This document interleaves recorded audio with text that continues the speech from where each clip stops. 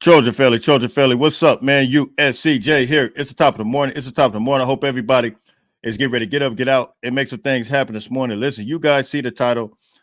Is USC unlucky or we just not that good? And I want to talk about that. I got a couple other things I want to talk about.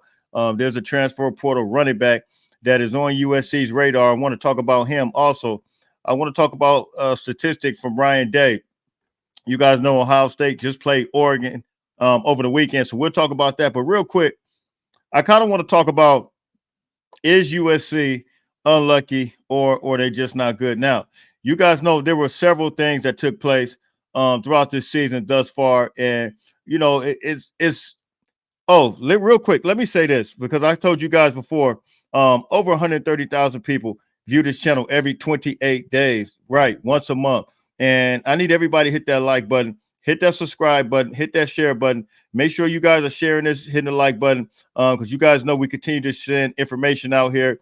It helps me out in the algorithms. It helps me out when you subscribe. It's free to you. Come to you free every day. So look, man, is USC lucky or are they just not a good team? Now, it's crazy to me. When I look at this, when you talk about several different things, and I'm going to talk about Lincoln Riley, I guess clock management, if you will, that a lot of people are suggesting and saying that he has bad clock management. I got a different opinion on it, and I'm going to tell you guys why, and I'm going to talk about that. I'm going to address it. But when you look at the way this team is structured and built, and when you look at everything that's took place, how hot we started off against LSU, USC absolutely was moving and grooving. And really, one of the first things I got to address is the clock, I guess, the umpires, the referees, rather, the way they operate. It really does seem like some of these calls that USC has fell victim to, it seemed like they come at the worst times. I mean, the absolute worst times, game-changing plays, if you will. For example, Minnesota game, stopping these guys on the and here's another thing. A lot of people say, oh, USC's defense is trash. USC defense, if you guys could really understand and really see what's taking place as it relates to this game, USC's defense, number one, they have improved. Had some issues last game, maybe with the tight end, but they had several stops in that game that were on that stopped Penn State twice on fourth down. And those guys were a red zone team, 80% completion rate and success rate as it relates to being in the red zone. USC stopped them twice from converting in the red zone on fourth down. But when you look at even the Minnesota game, that was a clear fourth down that we stopped them on. It was a fumble, and there was no indisputable evidence. And as it relates to that, it's just like, when these penalties comes, or when a lack of penalty comes, especially in the Michigan game. We've seen it all across the board. And it just really hurt us in all types of ways. But here's what I'm going to say to you guys as it relates to that, because I watched Oregon and Ohio State, looked at a little bit of that game. I guess Ohio State fans feel like they had a missed call. And coincidentally, during the Penn State game, I saw a Penn State fan kind of make reference to, I think it was on Twitter, that they had a bad call. So what I'm trying to explain to you guys is this. Yes, we are victim. We see it. What we see is what we see. It's accurate. However, I stated this before. As a football team, and I'm going to address something that Lincoln Riley had to say. As a football team, I think it's important that we don't have the missed opportunities. Because here's the thing. The missed opportunities that we had, they probably would have overshadowed those things that the referee did. For example, balls that are being dropped, penalties that we do, whether it's some discipline things or not. And really, for the most part, USC has been playing a clean football game, which shows you that these guys are being absolutely trained the correct way. However, we've had some missed opportunities on our end, such as balls being dropped or whatever the case, maybe a false start here or there. But for the most part, it hasn't been that bad. But how has it affected our game? Like, you could say a pass is being dropped, and it could be a ball that was thrown 8 yards, and all we needed was 7 yards. But when you go down when you go down the line and when you look at it, it really could have affected the way this game was played. And so now we find ourselves in a situation working on both sides, working hard to try to make up for both sides, whether it's the error that we had or whether it's the error that the referees had. And so my thing is, I think that because I continue to see a lot of people talk about this, USC is just, are victim to this and that. Yes, we are. But at the end of the day, I really believe with all my heart that we just got to pick up the pieces, man, and we can't worry about that. And I want to talk about a video, something that Lincoln Riley had to say in reference to that, because it was pretty powerful, man, because at the end of the day, and it's anything we do in life, all of us are going to face some type of adversity, and this team is continuing to face it. And look, I believe in this team. I still believe in Coach Lincoln Riley. I believe in his team, and I'm going to talk about him in a second as well. But we are going to face some things, man. And I want you to listen to something that Lincoln Riley had to say real quick. Take a listen to this real quick. Let's go.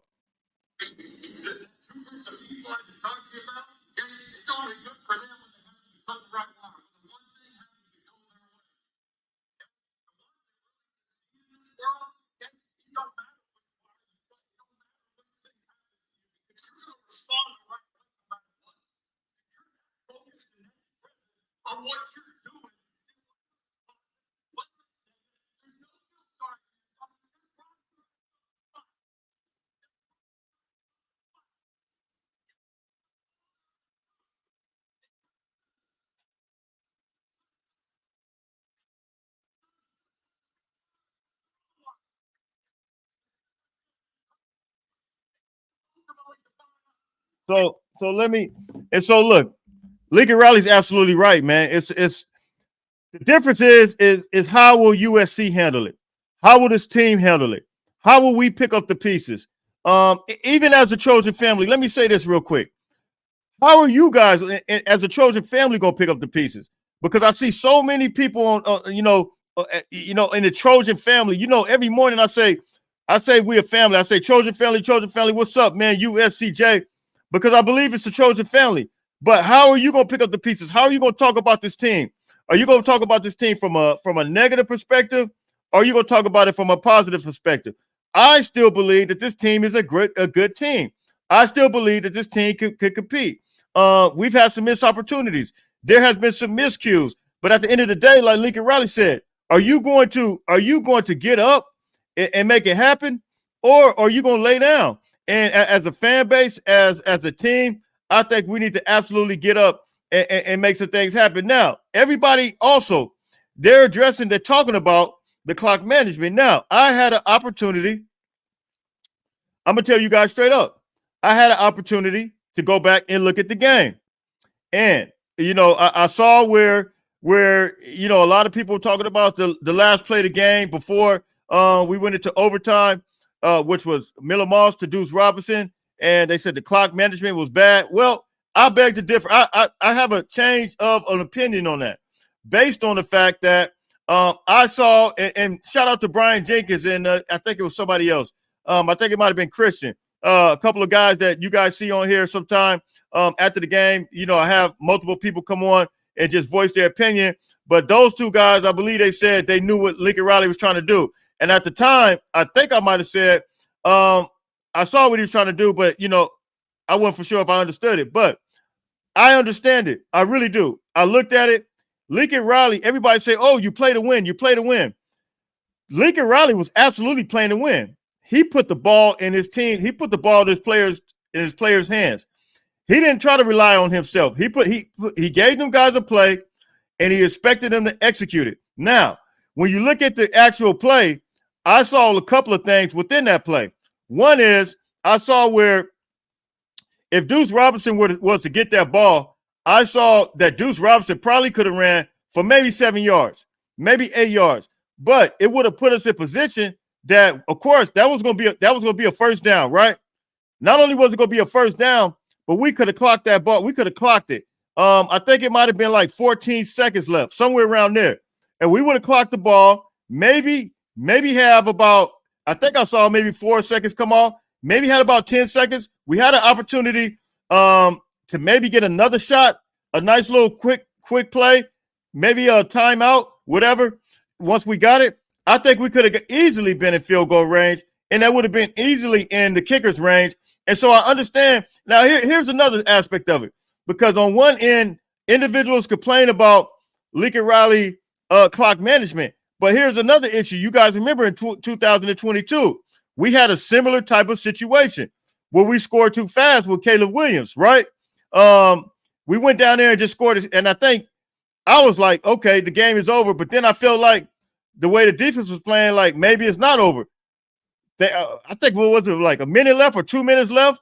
Utah had it, and I think we were at Utah, and they ended up coming to win that game, which was crazy. But I don't even want to talk about that Caleb Bullock, that passing interference they called on him. That was crazy. They or was it roughing the passer? One of those. But anyway, that's a whole other story. They cheated us out that game. It was in Salt Lake City. So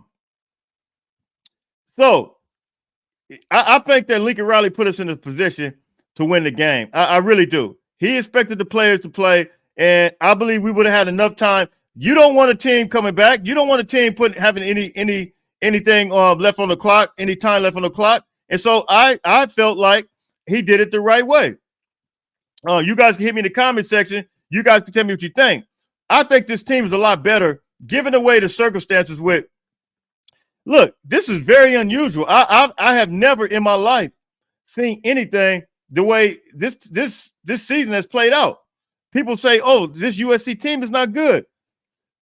This is one of the weirdest seasons I've ever seen. You don't go toe to toe with Michigan at Michigan and not be good. We put 38 points on Wisconsin. Penn State went toe to toe with them. Had a couple of miscues, but still, we had opportunity to win the game. It is the most frustrating thing in the world.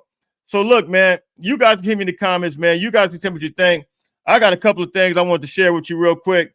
One of them is this: is that Ryan Day, coach for Ohio State, he fell to Oregon on Tuesday. I said Tuesday. Today's Tuesday.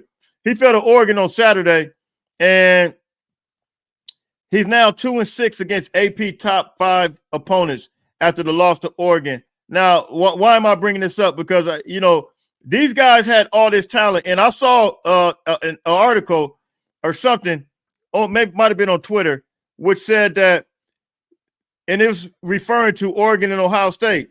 It said that this is what a $20 million game looked like. Now, what do they mean by that?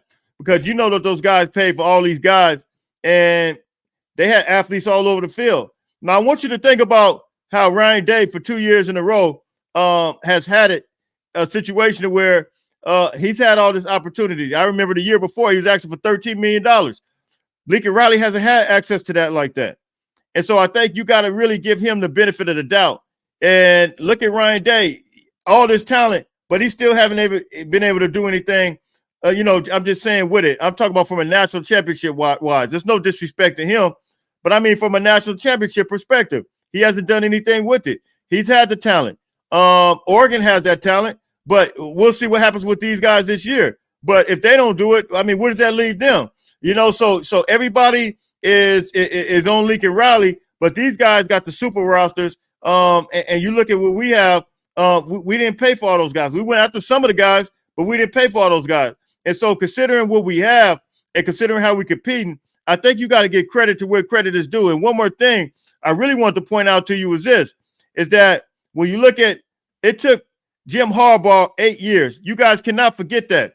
Jim Harbaugh at Michigan, they wanted to fire Jim Harbaugh. You guys remember that? They absolutely wanted to let him go. And I brought this story up to you guys plenty of times. Now he was in a situation the past couple of years. He beat Ohio State, and it took him the last couple of years because prior to that, it was nothing.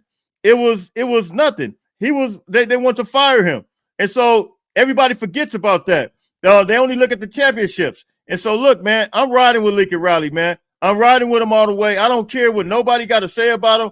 I don't care about they say, his clock management. You forget that. Look at all the quarterbacks. There was a stat over the weekend that had Spencer Rattler, had Baker Mayfield, had Kyler Murray, had Jalen Hurts. They had all these quarterbacks. They showed a picture up there of Lincoln Riley and the coaches. And I'm like, man, come on, man. We got to do better than this as a fan base. We got to support the coach. They're not going to get rid of him, I don't think, that quick. At least give him 5 years. Look, hit me in the comments. You guys can tell me what you think.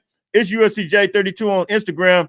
It's USCJ32 on Twitter. Listen, I am out of – oh, there's a running back. I told you guys, from Iowa.